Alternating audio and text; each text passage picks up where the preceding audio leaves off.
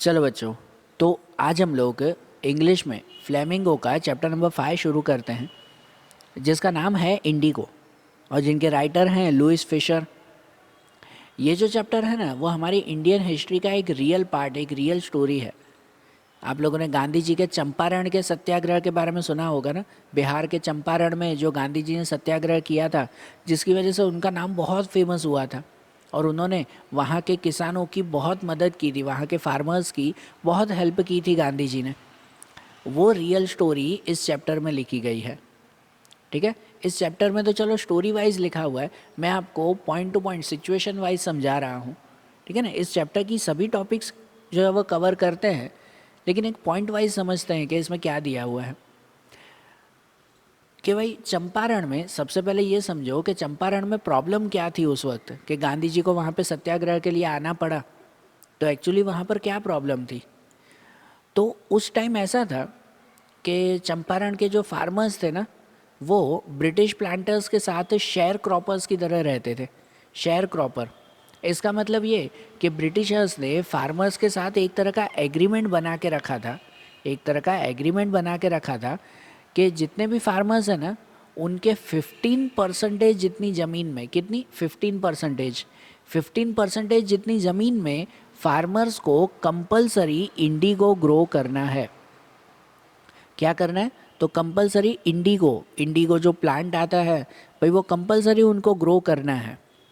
और वो 15% जितना इंडिगो वो तैयार करेंगे ना, 15% ज़मीन पे, वो पूरा इंडिगो उसके उस गांव के जो लैंड लॉर्ड्स होंगे, लैंड लॉर्ड्स जिसे ज़मींदार कहते हैं भाई, उन ज़मींदार को दे देना होगा एज अ टैक्स। ठीक है ना, एज अ टैक्स। वो इस तरह से ये इंडिगो किसानों से ज़बरदस्ती प्लांट भी करवाते हैं और उसके पैसे नहीं देते। वही के वही जो भी इंडिगो तैयार होता ना, वो पूरा का पूरा उन्हें टैक्स के फॉर्म में दे देना पड़ता था। ठीक है ना, फार्मर्स को। तो इस तरह से ये ब्रिटिशर्स वो फार्मर्स को जैसे एक तरह से कहते हैं ना, लूटना ही हुआ उनका। हाँ, वो फार्मर्स को लूट ही रहे थे ना इस तरह से कि आपकी जितनी भी ज़मीन है, बाकी के ज़मीन में कुछ भी करो, 15% ज़मीन में इंडिगो ही तैयार करना है और वो हमें दे देना है।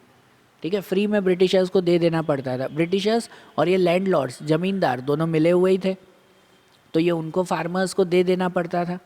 तो इसकी वजह से फार्मर्स को तो ये बहुत हैवी लगता था ना, बहुत बड़ा टैक्स ही था ना उनके ऊपर। ठीक है, 1917 तक ऐसा चलता रहा। अब सिचुएशन ऐसी हो गई, पूरे वर्ल्ड में ऐसी सिचुएशन हो गई कि इंग्लैंड के साथ है ना, उस वक्त जर्मनी बहुत बड़ी कंपटीशन में थी, बिजनेस कंपटीशन में थी जर्मनी इंग्लैंड के साथ। अब इंग्लैंड जब इंडिगो की प्लांटिंग करते थे, तो इंडिगो की प्लांटिंग उनकी बहुत अच्छी तरह से चलती थी, बहुत उनका नाम चलता था और बहुत ज़्यादा प्रॉफिट भी मिलता था उनको। ठीक है ना, इस इंडिगो से उनको बहुत ज़्यादा प्रॉफिट मिलता था। लेकिन अब उनके सामने जो जर्मनी थी, वो जर्मनी ने अपना जो है वो फाइबर सिंथेटिक सिंथेटिक इंडिगो जो है वो तैयार करना शुरू कर दिया। ये सिंथेटिक इंडिगो की वजह से ये इंग्लैंड का इंडिगो का बिजनेस बंद हो गया। पहले इंग्लैंड को, इन ब्रिटिशर्स को इंडिगो से बहुत फ़ायदा होता था। इसी वजह से तो सभी फार्मर्स को ज़बरदस्ती कहते थे कि आप जो है वो 15% जितनी ज़मीन में ये इंडिगो ही तैयार करो, क्योंकि इनसे फ़ायदा ब्रिटिशर्स को ही होता था और किसी को भी नहीं। उनको बहुत प्रॉफिट मिलता था। लेकिन अब जर्मनी के सामने ब्रिटिशर्स का प्रॉफिट कम हो गया, और कम का हो गया कि उनके ब्रिटिशर्स का ये इंडिगो का बिजनेस ही बंद हो गया। अब ठीक है, वो तो ब्रिटिशर्स की प्रॉब्लम ना कि बिजनेस बंद हो गया, उन्हें लॉस जा रहा था, वो उनकी प्रॉब्लम। लेकिन अब अगर इंडिगो की ज़रूर नहीं थी, तो फार्मर्स को अब इंडिगो तैयार करने की भी ज़रूर नहीं थी।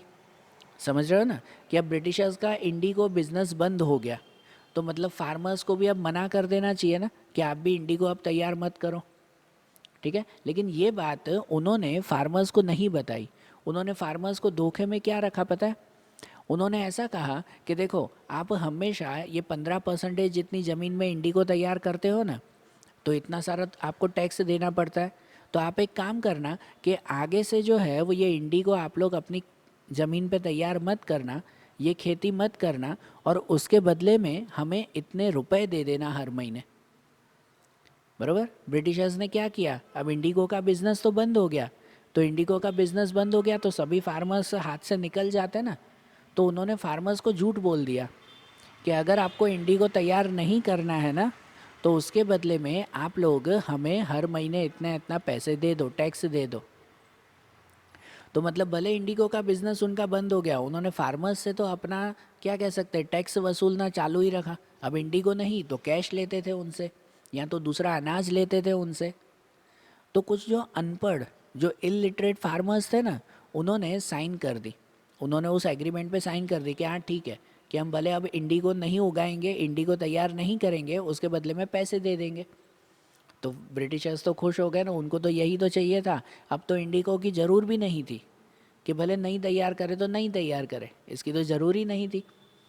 सही बात ना। तो ब्रिटिशर्स को तो दोनों तरफ से फ़ायदा हो गया ना इसका, कि भले इंडिगो का बिजनेस बंद हो गया, फार्मर्स तो चुपचाप टैक्स दे रहे थे, जो इलिटरेट फार्मर्स थे उन्होंने चुपचाप जो है वहाँ पर एग्रीमेंट मान लिया कि हाँ ठीक है, इंडिगो के बदले में हम आपको पैसे देंगे।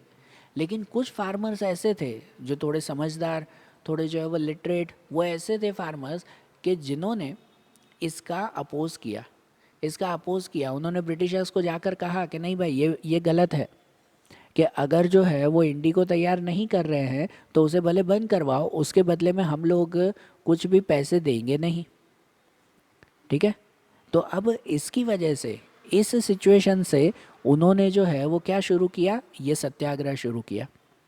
इसके लिए उन्होंने सत्याग्रह शुरू किया वहाँ के फार्मर्स ने। अब सिचुएशन समझे ना कि ये चंपारण में सत्याग्रह क्यों हुआ था, क्योंकि ब्रिटिशर्स पहले इंडिगो तैयार करवाते थे, वो भी फ्री में ब्रिटिशर्स लेके जाते थे।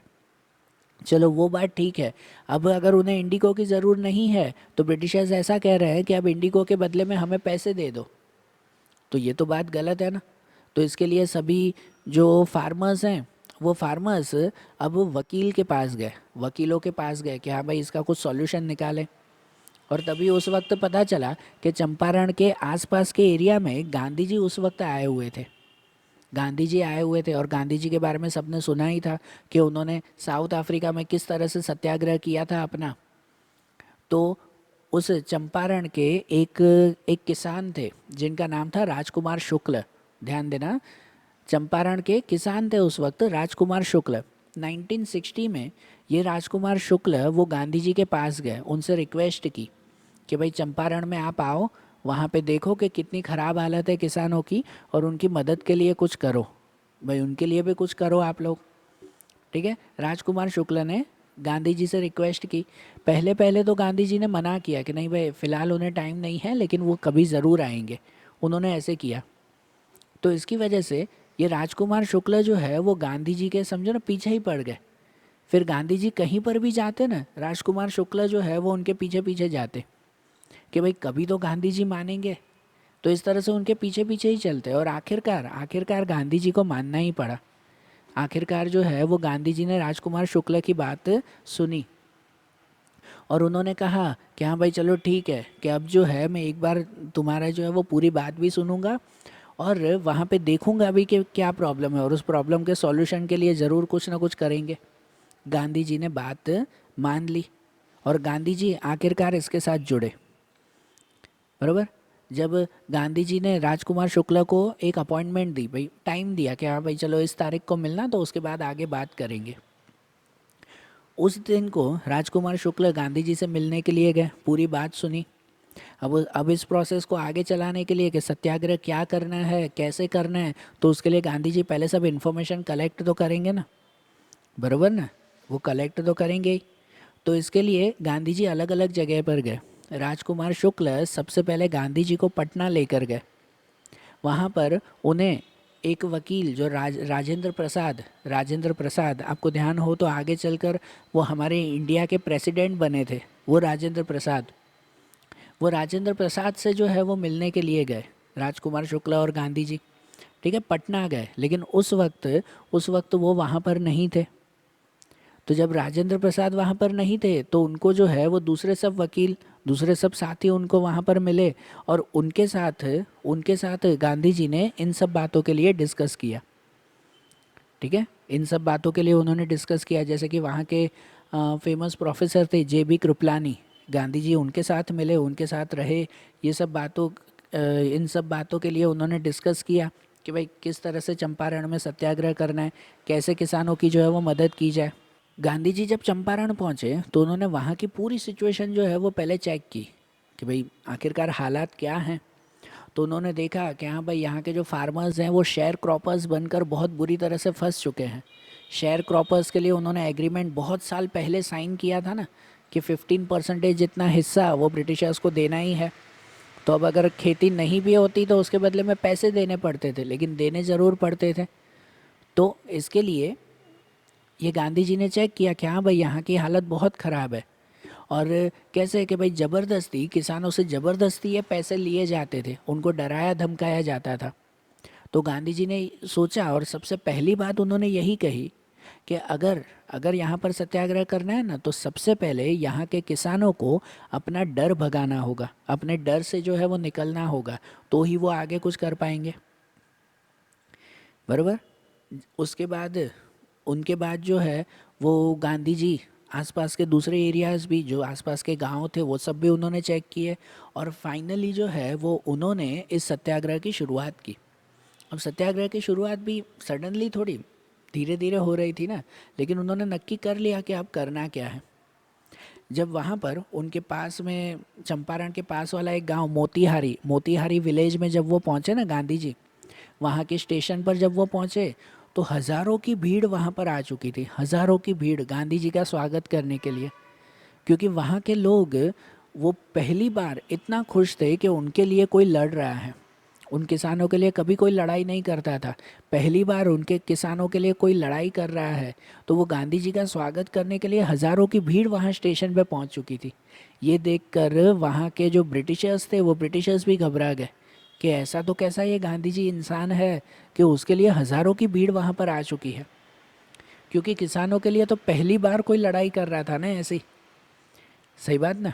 अब गांधी जी ने वहाँ पर ये सत्याग्रह की शुरुआत की, और जैसे मैंने बताया ना, एक साथ नहीं, धीरे धीरे।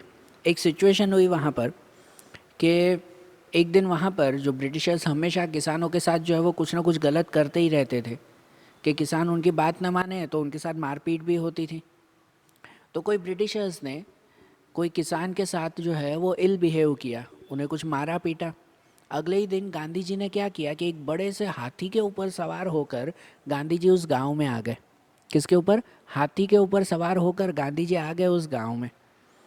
और गांव के सभी लोग जो है वो उसे देख रहे थे कि गांधी जी हाथी के ऊपर बैठे हुए हैं। वहाँ के ब्रिटिशर्स को जब पता चला ना, ब्रिटिश पुलिस ऑफिसर जो थे, उन्होंने उनको जब पता चला तो उन्होंने अपने एक आदमी, अपने एक मैसेंजर को उसके पास भेजा और उसको कहा कि भाई गांधी जी को नीचे उतार कर, हाथी से नीचे उतार कर अपने साथ अपनी घोड़ा गाड़ी में बिठाकर यहाँ लेके आओ, भाई उसे पुलिस स्टेशन लेके आओ। ठीक है। क्योंकि उस वक्त ऐसा कुछ भी करना, आज के टाइम में ऐसा कोई बड़ी बात नहीं है, लेकिन उस वक्त इस तरह से भाई हाथी के ऊपर अपनी सवारी निकालना है या कुछ, तो इन सब के लिए पहले ब्रिटिशर्स से परमिशन मांगनी पड़ती थी। और गांधी जी ने जब जानबूझकर ऐसा किया तो ब्रिटिशर्स ने अपना एक आदमी भेजा। वो आदमी गांधी जी के पास पहुंचा। उन्होंने कहा गांधी जी को कि भाई चलो अब हाथी से नीचे उतरो और हमारे साथ घोड़ा गाड़ी में बैठकर चलो। गांधी जी चुपचाप हाथी से नीचे उतरकर घोड़ा गाड़ी में बैठकर चल पड़े वहाँ पर। जब वहाँ पर पहुँचे ना, पुलिस स्टेशन में जब वो पहुँचे पुलिस के पास, तो पुलिस ने, ब्रिटिश पुलिस ने जो है वो उनको एक नोट हाथ में थमा दिया, एक नोट हाथ में दे दिया जिसके ऊपर लिखा था कि भाई आप अभी के अभी ये चंपारण गांव छोड़कर चले जाओ। मतलब पुलिस ने जैसे जो है वो गांधी जी को धमकी दी कि भाई तुम अभी के अभी ये गांव छोड़कर चले जाओ, लेकिन गांधी जी ऐसे मानने वाले थे। गांधी जी ने उसी वक्त उस नोट के ऊपर साइन कर दिया, उस पेज के ऊपर साइन कर दिया और नीचे लिख दिया कि भाई मैं आपकी बात मानने वाला नहीं हूँ। मतलब कि भाई मैं ये गांव छोड़कर नहीं जाऊँगा। अब ब्रिटिशर्स की कोई बात न माने तो वो भी चुप होने वाले थे। ब्रिटिशर्स ने उसी वक्त उनको जेल में बंद कर दिया और अगले दिन सुबह जो है वो कोर्ट में पेश करने के लिए कह दिया। गांधी जी को ऑर्डर मिल गया कि भाई अगले दिन सुबह ही जो है वो कोर्ट में आना है। गांधी जी ने उसी रात, जो उनके साथी थे राजेंद्र प्रसाद, जो मैंने पहले आपको बात की, वो राजेंद्र प्रसाद को उन्होंने उसी वक्त जो है वो तार भेज दिया, मतलब टेलीग्राम उनको जो है वो भेज दिया और ज़रूरी उनको सब इन्फॉर्मेशन दे दी कि अब कल ऐसे ऐसे करना। तो अगले दिन सुबह जब गांधी जी को अदालत ले जाया गया तो वहाँ पर अदालत के बाहर हज़ारों किसान भी वहाँ पर आ पहुँचे थे। इन सबको इन्फॉर्मेशन किसने दी? तो राजेंद्र प्रसाद ने ही। गांधी जी ने राजेंद्र प्रसाद को समझा दिया था। और वहाँ पर कोर्ट के बाहर हजारों किसान वहाँ पर आ गए, सिर्फ इसलिए कि भाई गांधी जी को छोड़ दो, ठीक है, इसके लिए। अब वो इतने ज़्यादा किसान थे कि जो वो कोर्ट के लोग थे ना, जो ब्रिटिश ऑफिसर्स थे वहाँ पर, पुलिस ऑफिसर्स, जो कोर्ट को संभालने वाले लोग, वो सब भी जो है वो घबरा रहे थे कि भाई हर कोई एक ही डिमांड कर रहा था कि गांधी जी को छोड़ दो। अब वो भीड़ इतनी ज़्यादा थी कि उस वक्त कोर्ट के जज ने, ये ध्यान से सुनना, कोर्ट के जज ने वो भीड़ को देखकर कहा कि भाई आज जो है वो ये जो कोर्ट में क्या कहते हैं केस चलता है, भाई इस केस को थोड़ा लेट करते हैं, थोड़ी देर बाद हम लोग केस लड़ेंगे, कि जब ये पूरी भीड़ ख़त्म हो जाए, पूरी भीड़ चली जाए फिर। तो गांधी जी ने उसी वक्त इसका मना कर दिया। गांधी जी खुद भी तो वकील थे, वो भी तो कानून जानते थे। तो गांधी जी ने मना कर दिया कि नहीं भाई, केस का टाइमिंग अगर अभी है तो अभी ही केस लड़ो, देर नहीं। तो अब इसके सामने जज ने कहा कि चलो ठीक है कि भाई अभी तो केस नहीं लड़ सकते, 2 घंटे बाद केस लड़ेंगे, 2 घंटे बाद, तो 2 घंटे की हम आपको जामीन देते हैं, बराबर ना। कोई भी पर्सन को अगर जेल में बंद किया है तो टाइम टू टाइम उसे कोर्ट पे पहुंचाना है। अगर कोर्ट में उसी वक्त केस नहीं चलता तो ये गलती कोर्ट की होती है। तो कोर्ट ने पहले कहा ना कि थोड़ी देर बाद केस लड़ेंगे, तो गांधी जी ने सीधा ही मना कर दिया कि नहीं भाई, केस का टाइमिंग अभी है तो अभी लड़ो, बाद में नहीं, ठीक है। तो कोर्ट ने मना कर दिया, उसने कहा कि चलो ठीक है कि हम आपको जामीन पे छोड़ते हैं, है ना। कोई भी जो गुनहगार होता है, कैदी होता है, तो उसे जामीन पे छोड़ दिया जाता है। गांधी जी को कहा कि आपको जो है वो 2 घंटे की जामीन पर छोड़ते हैं, 2 घंटे बाद आप 2 घंटे आप बाहर जाओ, उसके बाद आकर आपका केस लड़ा जाएगा। और इसके बदले में जज ने उल्टा ऐसे कहा कि कोई भी जामीन जब दी जाती है तो उसके पैसे भी तो दिए जाते हैं ना, बराबर ना। जामीन के पैसे जज को दिए जाते हैं, बराबर, कोर्ट में भरे जाते हैं एज अ फीस। तो गांधी जी ने इसका मना कर दिया। गांधी जी ने कहा कि भाई मुझे तो जामीन चाहिए नहीं, आप मुझे सामने से जामीन दे रहे हो तो इसके पैसे मैं दूंगा ही नहीं, बराबर। तो आखिरकार जज को भी झुकना पड़ा और उन्होंने 2 घंटे बिना कोई फीस लिए गांधी जी को जामीन दे दी, ठीक है ना, जमानत उनको दे दी। तो अब क्या कहते हैं कि भाई 2 घंटे बाद फिर से जो है वो आखिरकार ये केस चला, ठीक है। और वो केस चला और अभी तक भले 2 घंटे हो गए, तभी भी जो है वो भीड़ भीड़ का जो जोश था वो ख़त्म नहीं हुआ था, कि सबका एक ही डिमांड थी कि गांधी जी को छोड़ दो। और आखिरकार जो है वो जज को झुकना पड़ा और गांधी जी को बिना कोई सज़ा दिए उन्होंने छोड़ दिया, ठीक है ना, बिना कोई सज़ा दिए छोड़ दिया उन्होंने गांधी जी को, आखिरकार कोर्ट से आज़ाद कर दिया। ये समझो गांधी जी की पहली जो है वो जीत थी वहाँ पर चंपारण में, कि आखिरकार ब्रिटिशर्स को इस बात के लिए तो झुकना ही पड़ा ना। ये उनका सत्याग्रह था। सत्याग्रह में गांधी जी अहिंसा से ही लड़ते थे ना, किसी के साथ मारपीट नहीं, किसी के साथ जो है वो कोई जोर ज़बरदस्ती नहीं, बस शांति से अपनी बात सामने वाले से मनवाना। तो ये पहली बार जो है वो गांधी जी की जीत हुई यहाँ पर चंपारण में। हम्म। इसके बाद उसके बाद जो गांधी जी ने दूसरा काम किया वो ये था कि लोगों के मन से डर ख़त्म करना। गांधी जी ने पहले ही कहा था कि जब तक लोगों के मन से डर नहीं ख़त्म होगा तो तब तक जो है वो किसान वो ब्रिटिशर्स के खिलाफ लड़ नहीं पाएंगे। अब गांधी जी जब कोर्ट में गए, कोर्ट में जज के सामने इतना कॉन्फिडेंस से जब वो बात कर रहे थे, तो अब सभी किसानों में भी जोश आया कि हाँ भाई बिल्कुल सही है। फिर गांधी जी ने किसानों में से डर ख़त्म करने के लिए उनको कुछ बातें समझाई। उन्होंने ये कहा कि देखो, ब्रिटिशर्स आपसे टैक्स वसूल कर रहे हैं, आपसे पैसे ले रहे हैं और आप लोग चुपचाप दे देते हो। अगर पैसे न दे तो क्या करेंगे ब्रिटिशर्स? जेल में बंद होंगे ना, है ना, आपको जेल में बंद कर देंगे। गांधी जी ने कहा कि आप सामने से जेल जाने के लिए तैयार हो जाओ। गांव में जितने भी किसान थे ना, गांधी जी ने सबके लिए क्या कह सकते हैं, एक तरह के नंबर डिसाइड कर लिए गांधी जी ने जो है वो सब किसानों को ये कहा कि भाई तुम एक काम करना कि एक बार जो है वो तुम 2 किसान टैक्स मत देना, चुपचाप जेल चले जाना। दूसरी बार दूसरे 2 किसान टैक्स मत देना, चुपचाप जेल चले जाना। बराबर, कि ब्रिटिशर्स के सामने कोई जोर ज़बरदस्ती नहीं करनी, कोई झगड़ा नहीं करना है। अगर ब्रिटिशर्स बोल रहे हैं जेल में चलना है तो चलो जेल में चलना है। तो गांधी जी ने सामने से जो है वो उनको कहा कि आप टैक्स मत दो, और अगर ब्रिटिशर्स जेल में जाने के लिए कह रहे हैं तो जेल में चले जाओ। भाई हर महीने 2-2 लोग टैक्स मत देना। तो ये तो ब्रिटिशर्स को गुस्सा था ना। मतलब अगर कोई सज़ा देने आए, जनरली कैसे होता है पता है, गांधी जी की यही समझो कि भाई उनकी यही तरीका था, उनका यही तरीका था जो है वो सामने वाले को झुकाने का। अगर अगर कोई मुझे मारने के लिए आए और मैं सामने सीधा खड़े हो जाऊं, क्या भले मार लो कोई बात नहीं, मुझे कोई फ़र्क नहीं पड़ता, तो सामने वाला मारेगा? कभी भी नहीं मारेगा। वो चुपचाप जो है वो चला जाएगा। ठीक है। जबकि हम अगर डरेंगे ना, हम अगर डरेंगे कि नहीं नहीं भाई मुझे मत मारो यार, नहीं मुझे डर लग रहा है, तो सामने वाला मारेगा, तो सामने वाला जो है वो हमें और झुकाएगा। तो गांधी जी ने यही किया। उन्होंने किसानों को समझा दिया, अगर ब्रिटिशर्स कह रहे हैं ना कि भाई टैक्स नहीं भरोगे तो जेल में जाओगे, तो सब किसान तैयार हो गए, आप भले जेल में जाएंगे, हम टैक्स नहीं भरेंगे, भले जेल में बंद कर दो। तो ब्रिटिशर्स कितने लोगों को जेल में बंद कर सकते हैं? ठीक है, कभी ना कभी तो ब्रिटिशर्स ही झुकेंगे ना। और यही यही उनका क्या कह सकते हैं कि भाई काम था। गांधी जी ने यही डिसाइड किया था। उन्होंने सभी किसानों को इस बारे में समझा दिया और सभी किसान तैयार हो गए कि आप भले जेल में जाना पड़े, अब टैक्स नहीं भरेंगे हम लोग। बराबर। उस वक्त ब्रिटिशर्स ने गांधी जी को फिर से जो है वो धमकियां देना शुरू किया था। गांधी जी को वो कह रहे थे कि आप जो है वो इस गांव के नहीं हो, आप क्यों यहाँ पर काम कर रहे हो? तब गांधी जी ने बताया कि नहीं भाई, मैं भी इसी गांव का ही हूँ भाई, ये सब लोग मेरे साथी ही हैं, तो मैं इनके साथ तो लड़ूंगा ही ना, मैं क्यों जो है वो अलग हो जाऊँ। ठीक है।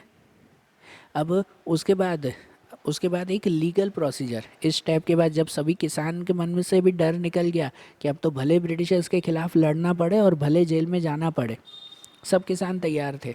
तब उसके बाद नेक्स्ट स्टेप आया कि एक लीगल प्रोसीजर करनी थी। अब अगर ये कानून बंद करवाना है कि ब्रिटिशर्स ज़बरदस्ती 15% लेते थे, ये कानून अगर बंद करवाना है तो उसके लिए क्या करना पड़े? कुछ सबूत तो होने चाहिए कि जो लैंडलॉर्ड्स थे, जो ज़मींदार थे, कि उन्होंने ज़बरदस्ती हमसे टैक्स लिया है या ब्रिटिशर्स ज़बरदस्ती हमसे टैक्स ले रहे हैं, इसके लिए कुछ सबूत तो होना चाहिए ना। तो गांधी जी ने सभी किसानों को ये नोटिस दिया कि भाई जिसके पास जो कोई सबूत वगैरह हो कि हाँ भाई ब्रिटिशर्स और ये लैंडलॉर्ड सब गलत कर रहे हैं हमारे साथ, तो ऐसा कोई सबूत जो है वो हमारे पास लाओ। कहते हैं ना, कोर्ट में अगर केस लड़ना हो तो उसके लिए सबूत तो होना चाहिए। और इसके लिए जब गांधी जी ने सबको ये कहा ना, तो आसपास के गांवों के मिलाकर 10,000 जितने जो फार्मर्स थे वो विटनेस बन गए। 10,000 जितने फार्मर्स विटनेस बन गए, उन्होंने साइन कर दी, सबूत हाथ में दे दिए कि देखो ब्रिटिशर्स ने कितना गलत हमारे साथ किया है। तो गांधी जी को पहले ये था कि पता नहीं ब्रिटिशर्स के खिलाफ सबूत मिलेंगे या नहीं, वो गलत कर रहे हैं, और सबूत, यहाँ तो सबूतों का ढेर लग गया। इतने सारे जो है वो विटनेस वहाँ पर आ गए, 10,000 जितने फार्मर्स वो वहाँ पर आ चुके थे। क्या हम जो है वो ब्रिटिशर्स के खिलाफ हम लोग गवाही देंगे, हम लोग ब्रिटिशर्स के खिलाफ बोलेंगे, इतने सारे लोग वहाँ पर आ गए। तो अब क्या था? अब तो भाई ब्रिटिशर्स को झुकना ही पड़े ना, जब सभी लोग तैयार हो चुके थे।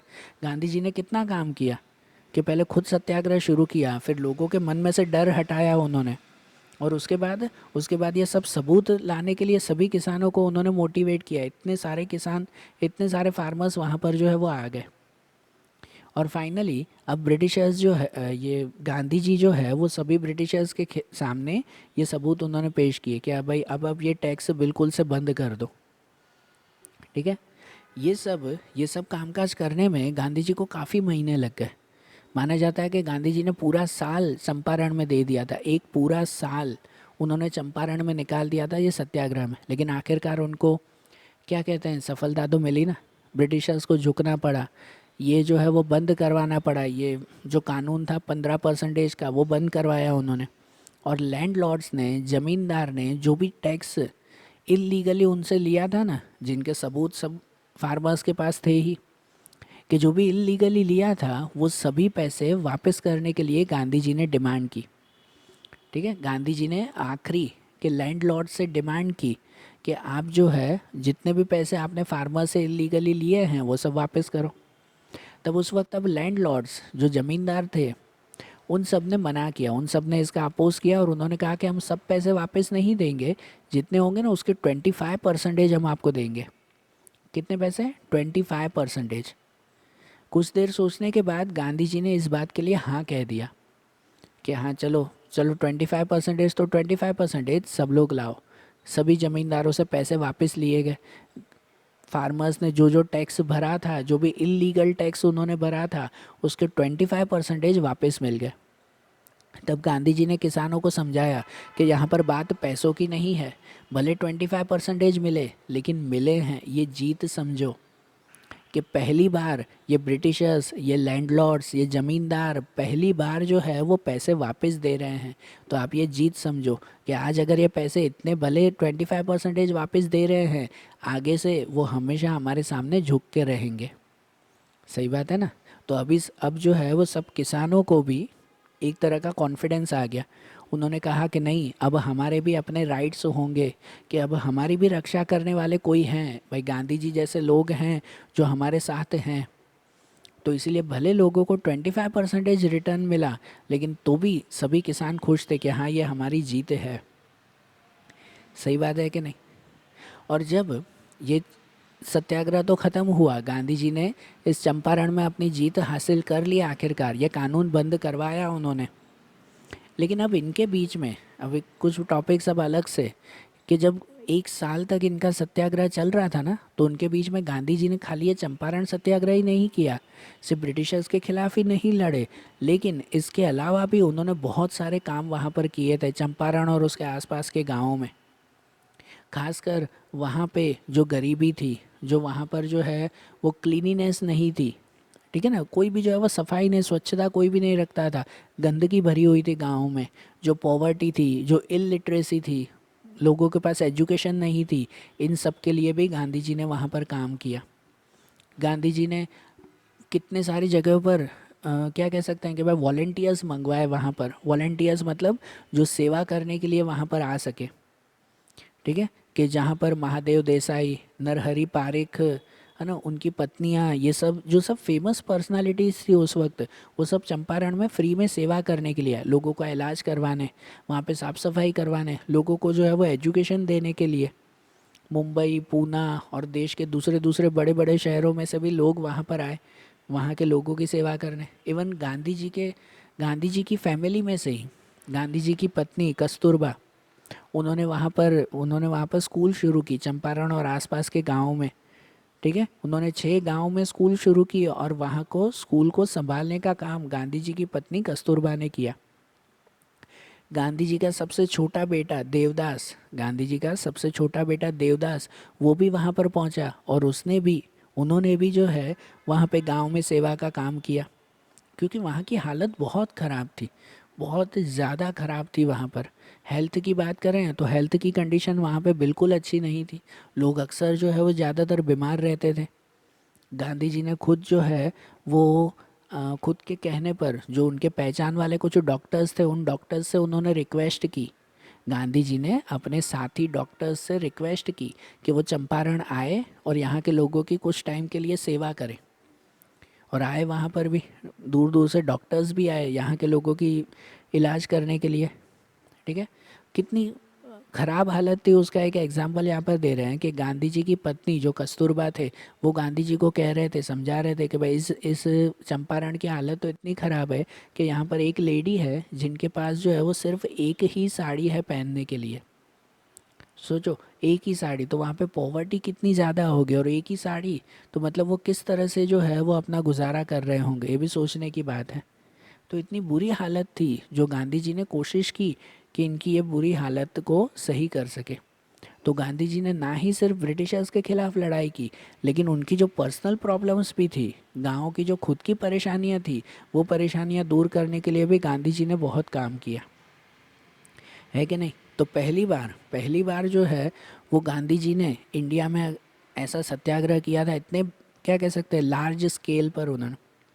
और ये जो चंपारण का सत्याग्रह था वो गांधी जी के लिए एक बहुत बड़ा टर्निंग पॉइंट था, उनकी लाइफ का टर्निंग पॉइंट था, कि यहीं से ही समझो कि भाई पूरी इंडिया में, भले वो उनकी जीत चंपारण में हुई, बिहार के चंपारण में हुई, लेकिन पूरी इंडिया में गांधी जी का भी नाम हुआ। पूरी इंडिया के फार्मर्स को भी एक तरह का कॉन्फिडेंस मिला कि नहीं, हमारे लिए कोई लड़ने वाले हैं, कि हम भी जो है वो ब्रिटिशर्स के खिलाफ लड़ सकते हैं। चंपारण को देखकर पूरी इंडिया के फार्मर्स को जो है वो ये जोश आया। तो इस तरह से ये चंपारण वो गांधी जी के लिए एक बहुत बड़ा जो है वो पार्ट था। और इनके अलावा आखिरी आखिरी में गांधी जी ने जो है वो वहाँ के लोगों को, चंपारण और आसपास के लोगों को सेल्फ रिलायंट होना भी सिखाया। सेल्फ रिलायंट, आत्मनिर्भर होना, सेल्फ डिपेंडेंट होना, क्योंकि वहाँ के लोग, जब गांधी जी का सत्याग्रह ख़त्म हुआ तो वहाँ के लोग अब गांधी जी को कह रहे थे कि आप जो है वो यहीं पे ही रहो, आपके साथी भी यहीं पे ही रहो जो हमेशा हमारा साथ दें। तब गांधी जी ने उनको समझाया कि भाई हमेशा साथ देना पॉसिबल नहीं होता, गांधी जी को दूसरी भी जगह पर इसी तरह के काम करने जाना है। और इसीलिए गांधी जी ने उनको समझाया कि भाई पहले खुद पर डिपेंड बनो, किसी और पर नहीं, कि आगे से कुछ भी अगर तकलीफ़ हो तो ब्रिटिशर्स के खिलाफ खुद भी जो है वो लड़ाई करने के लिए तैयार रहो। तो गांधी जी चंपारण छोड़कर तो चले गए थे, लेकिन उसके बाद हमेशा, क्या कह सकते हो, उस वक्त जैसे लेटर्स चलते थे तो लेटर्स के थ्रू, पोस्ट के थ्रू हमेशा वो चंपारण के साथ कांटेक्ट में रहे।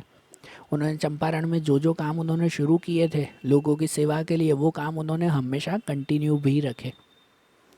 बराबर। तो ये चंपारण सत्याग्रह है वो गांधी जी के लिए एक बहुत बड़ा किस्सा था उनकी लाइफ का। ठीक है, समझ आई बात। तो आज जैसे हमने इंग्लिश का ये चैप्टर देखा ना, अब ऐसे ही इनके दूसरे चैप्टर्स, दूसरे पॉइंट्स वो अब हम लोग अगले वीडियोस में देखेंगे। Okay, thank you.